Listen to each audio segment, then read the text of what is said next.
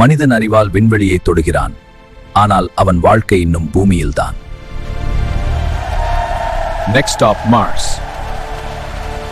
சில நேரங்களில் நேரம் நின்று சிந்தனை ஆரம்பிக்கிறது.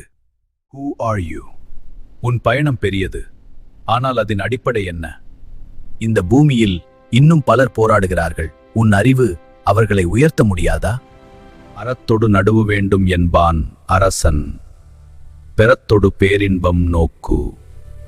உன் உயரம் பெரியது, ஆனால் அது மனித வாழ்க்கையை உயர்த்த வேண்டும்.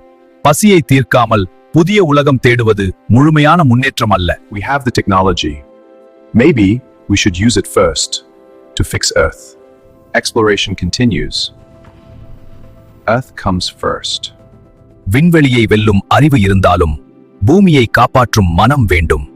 முதலில் மனிதன், பிறகு மற்ற உலகம்.